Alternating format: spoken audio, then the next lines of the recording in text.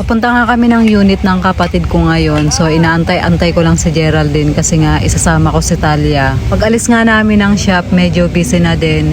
Hindi na nga kami magmumotor ngayon kasi nga meron kaming mga dalang bata. Sa Alabang na rin nga kami nagkita kasi nga may mga binili pa rin nga kami. Kaya medyo marami pa nga kaming bit-bit. Kaya sinama ko rin si Talia para nga may kalaro nga si Tricia. So yun, pagdating nga namin dito sa unit, dumiretso na nga kami dito sa mailbox kasi meron kaming kukunin nga dito. Yung mga papel nga na hindi ko nga nakuha nung mga nakaraan, katulad nga nung gate pass para nga sa salamin. Pagkatapos nga dumiretso na nga kami ng elevator para nga umakyat na nga ng unit. Na kami dito, panibagong mag-aayos na naman kami. Ilipat siya ng malaman. Ang ganda na ng ano namin, oh. Ay, ganda na. Sinama namin yung dalawa. Dito kami matutulog, eh. Dito tayo matutulog? Yes! Tapos nga agad, oh. Dapat nga talaga may paper siyang dito. Kaya nga parang ito ilalagay yan sa ibaba ng freezer.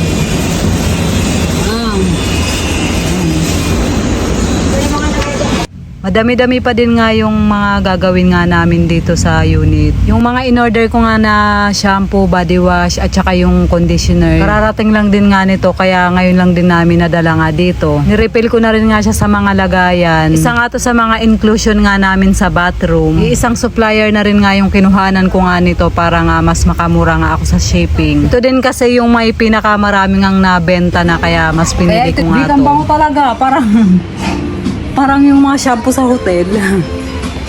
Oo, ganito nga yun. Tignan mo. Ganyan yung mga shampoo sa hotel, eh. Bango.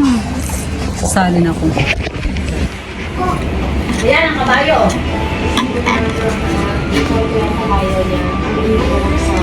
Ay, putragis ka. Para hindi na hindi na yung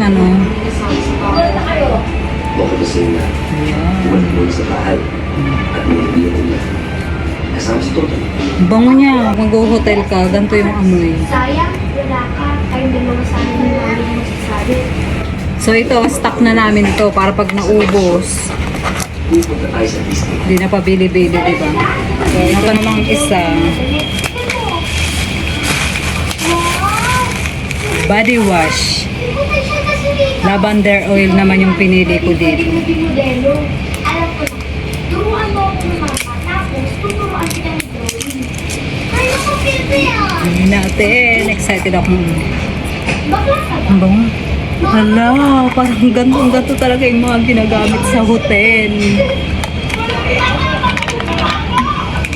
So, nasasali na tayo dito, guys. Body wash. Mamaya maliligo ako, itatry ko tong mga to. Yan siya, oh. Hindi ba? Gantong-ganto talaga yung mga ginagamit sa hotel. Tsaka yung amoy niya. Yung conditioner is Soler. Bali, isa lang ang kinuhanan ko nito para sabay-sabay siyang dumating. At saka kasi ito nga yung may pinakamaraming review. May pinakamaraming reviews. Tapos marami siyang sold. So kapag bumibili ako ng online, ganun talaga yung... Ang bango. Parang siyang coconut. Pero Soler. Parang siyang may coconut.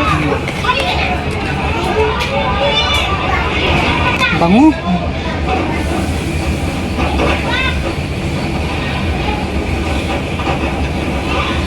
Medyo matagal.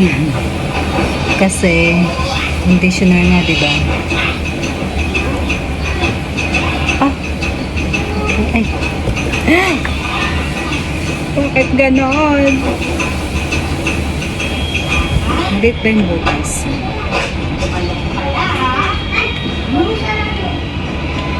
So, ito na siya, guys. Natapos ko na siya. Lalagyan na natin siya dito sa CR. Sa ating biguan. Yan, okay na yan, oh.